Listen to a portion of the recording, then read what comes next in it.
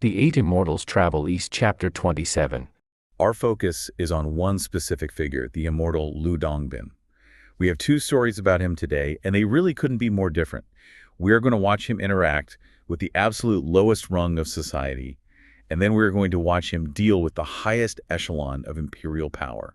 And to understand his actions in either scenario, we have to look at the psychological burden Dongbin is carrying, because he is not just wandering around granting wishes, he is operating under a tremendous amount of frustration. Because he wants to save people, right? Like he has a specific goal. Exactly. Dongbin has made this solemn vow to enlighten and save humanity. He wants to help mortals transcend the suffering of their ordinary lives. The problem is, well, he simply cannot find anyone whose spiritual baseline makes them capable of being saved. Yeah, I was reading through the text, and it's fascinating because it's not that people are committing these massive, unforgivable sins. It's the mundane, everyday friction that's disqualifying them. So to find someone worthy, he decides to go undercover in a place called Yuyang. Right. He spends nearly an entire year disguised as a common street vendor selling oil. Oil is the key detail there, really. It's a daily necessity. It's not a luxury good. It's not a rare jewel. He's testing them on the most mundane, repetitive level of their existence. He sets up a brilliantly simple trap.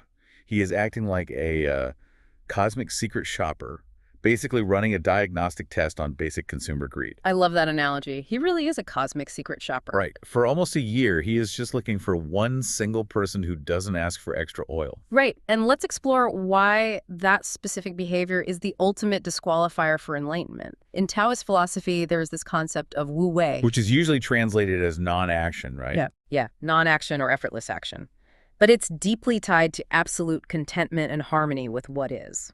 So when Dongbin watches person after person pay for a pint of oil and then haggle or push or demand just a few extra drops for free, he's observing a spiritual sickness. It's the constant friction of, what's in it for me. Exactly. I mean, if your mind is entirely consumed by extracting a tiny, unfair advantage in a mundane transaction, your soul is anchored to the earth. You are fundamentally grasping. That makes so much sense. If you are constantly grasping for pennies, your hands aren't open to receive the cosmos. Right. You literally lack the psychological capacity for enlightenment because your baseline state is one of deficiency. Wow. It's not about the monetary value of the oil at all. It's the mechanism of the human mind always defaulting to, I don't have enough. Precisely. But finally, the pattern breaks. He meets an old woman. Yes, she hands him her pot, buys her oil, and just takes it. No haggling, no asking for a free top off. Dongbin has spent a year watching people scramble for drops of oil. He's genuinely surprised. So he asks her point blank, "Everyone who buys things always seeks a little extra. Why are you the only one who doesn't?" And her answer is the exact opposite of that grasping mindset you just described. She tells him that her only intention was to get one pot of oil. Right. Her pot is now full, so she is satisfied. Yeah, she even says, "You've already done so much, how could I dare ask for more?" And then she actually flips the dynamic and treats him to wine to thank him. Which is incredible. She demonstrates total equilibrium. She lacks the insatiable drive for more that disqualified the rest of the city. She passed the diagnostic test. So Dongbin reveals his reward. And here's where we get to the magic well. Dongbin sees that she has a standard water well at her house. He takes just a few grains of rice, drops them into the water, and tells the old woman, "Selling this can make you rich." And when she goes to check the well, the water has fundamentally transformed into wine. A literal miracle. And not just a one-time transformation either. The text notes that for a whole year, the family sells this well wine and they become incredibly wealthy. The magic functions flawlessly. They hit the jackpot. But human nature is nothing if not predictable, right? Eh. A year passes, and Dongbin pops back into Yuyang to see how his lottery winners are doing. Right, and the old woman happens to be out, but her son is home.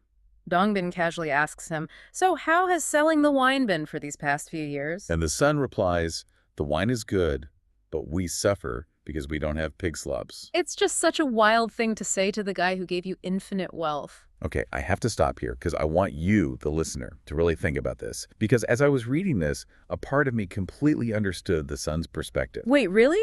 You're defending the pig slops complaint. I am. I want to push back on the idea that this is purely greed. What if this is just ultimate human optimization? Think about the mechanics of an ancient agricultural household. Okay, I'm listening. Before the magic, well, if a family wanted to sell wine, they had to brew it. They had to ferment the grain.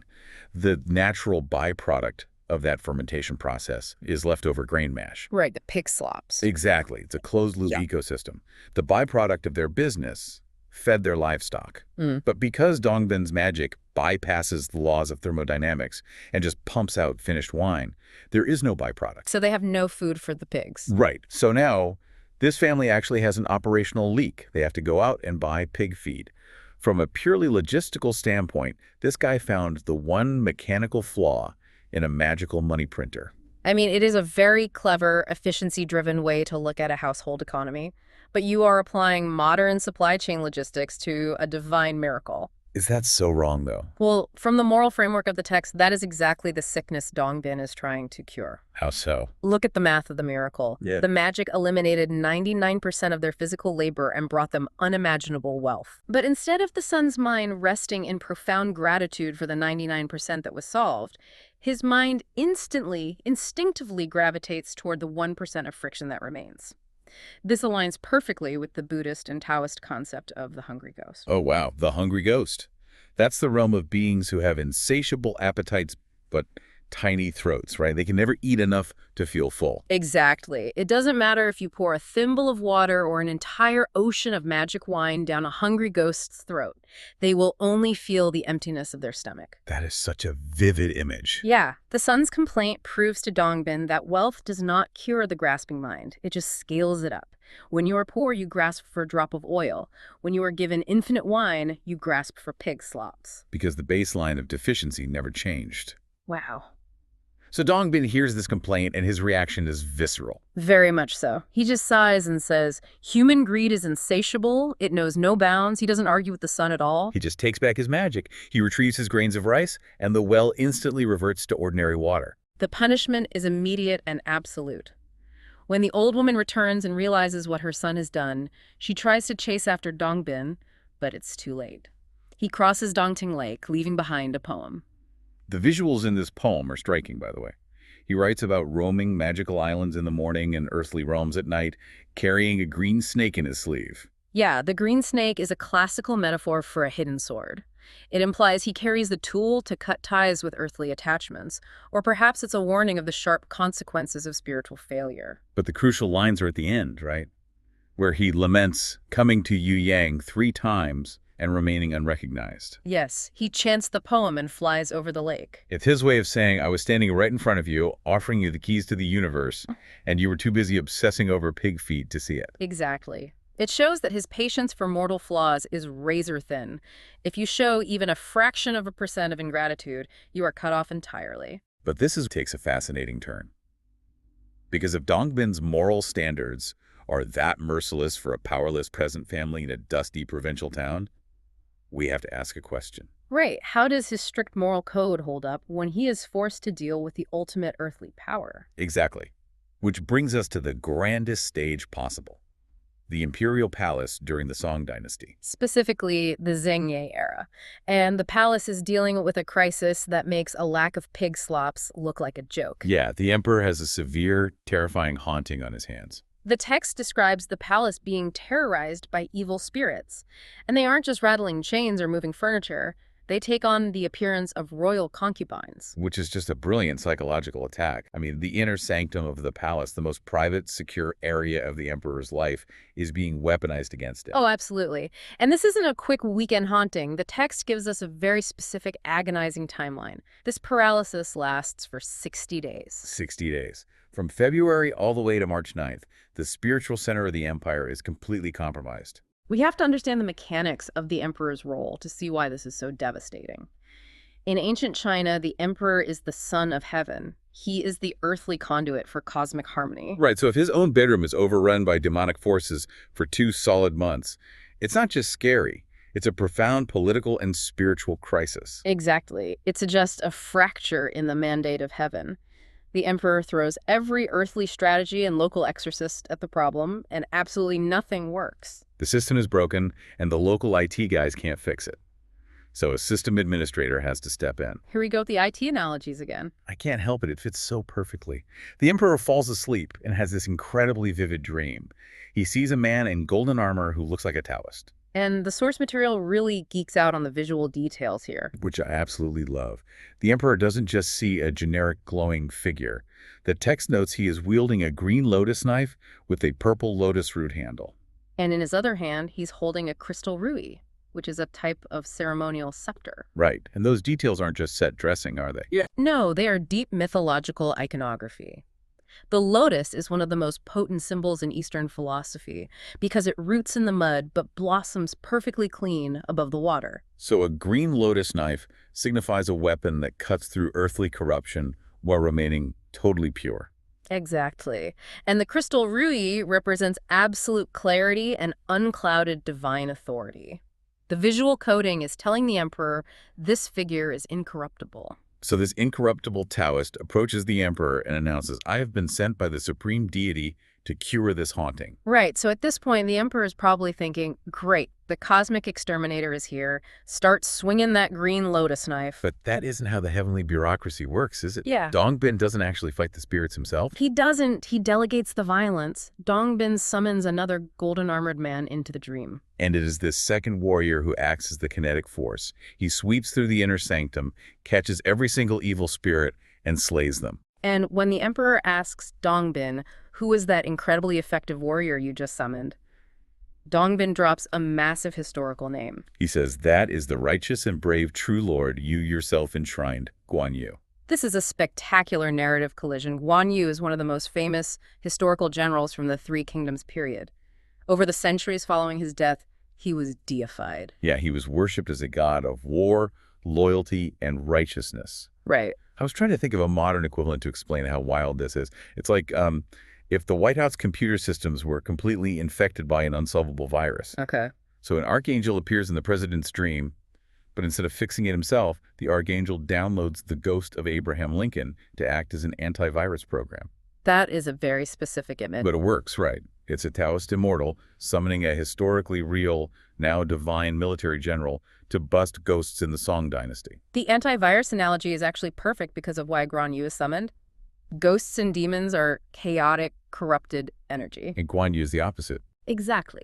Guan Yu is the ultimate symbol of righteous, ordered, martial energy. Dongbin is deploying the exact specific frequency of divine power needed to neutralize the corruption in the palace. It's an incredible scene. But the text doesn't stop there. The emperor is apparently a massive fan of Three Kingdoms history because he immediately asks Dongbin a follow-up question. He essentially says, well, if you've got Guan Yu on your payroll, where is Zhang Fei? Right, Zhang Fei being Guan Yu's legendary sworn brother, they fought together, they bled together, you would assume they share the same divine status. But they don't. And this is where the text gives us a masterclass on the mechanics of karma. Dongbin explains that Zhang Fei's fate has been vastly different and much darker. Dongbin tells the emperor that Zhang Fei is burdened by his connection to Guan Yu, but he is suffering lifetime after lifetime of hard labor. We have to unpack the why here. In history and in literature like Romance of the Three Kingdoms, Guan Yu is arrogant, but he is fundamentally driven by honor and loyalty. He dies a martyr's death, upholding those virtues, which aligns perfectly with divine elevation. Right. Zhang Fei, however, was a force of rage. He was famous for beating his own soldiers, and he was ultimately assassinated by his own men in their sleep because of his cruelty. So even though they were sworn brothers on earth, the mechanics of karma separate them in the afterlife. Exactly. Spiritual evolution isn't a package deal. Zhang Fei's karma is heavy. It's tied to anger, violence, and earthly attachments. He cannot be instantly elevated to a god like Guan Yu. He has to be cycled back through the mortal realm. Yes, he has to work through lifetimes of labor to burn off that immense karmic debt. And the text gives us exactly where he is right now in that cycle. Dongbin drops this incredible historical Easter egg. He tells the emperor that Zhang Fei has just been reincarnated into a family in Jiangsu. The text specifically notes that the father of Yu Wumu, who history knows as the famous, tragically heroic Song dynasty patriot and General Yu Fei, actually dreamed of Zhang Fei reincarnating. And that is why he named his son Fei. It is an incredibly sophisticated narrative device by the author. They are taking two distinct beloved eras of Chinese history, the Three Kingdoms and the Song dynasty, and bridging them using the mechanics of reincarnation. It retroactively explains the martial genius and tragic heroism of Yu Fei by saying he is the karmic continuation of Zhang Fei. Right, it creates a continuous, unbroken lineage of Chinese martial virtue, all being managed and overseen by the Taoist bureaucracy in the heavens. So the ghosts are dead, the historical cameos are wrapped up, the karmic lore has been established, and the Emperor finally asks this golden-armored Taoist for his name. And the Taoist reveals his identity. He says, I am Lu Chunyang, born on April 14th. Chunyang is another name for Lu Dongbin. The same guy who was selling oil and snatching back magic wells. The very same. The Emperor wakes up, and from that moment on, the palace is completely secure. The 60-day nightmare is over. The Emperor is so deeply relieved and grateful that he issues a sweeping decree across the entire empire. Anywhere there is a shrine with incense burning for Lu Dongbin, that shrine will be officially granted the title of Miatong Zenren. Which translates roughly to something like the wondrously pervasive true person or the perfected being. But what does that actually mean mechanically? What is the political or spiritual currency of an emperor officially naming a divine being? This goes back to how the heavenly bureaucracy mirrors the earthly one. The emperor is the earthly counterpart to the Jade Emperor in heaven. Okay. A god might have cosmic power, but to have widespread earthly influence, they need state sponsorship. By issuing this decree, the emperor is integrating Lu Dongbin into the official state-sponsored pantheon.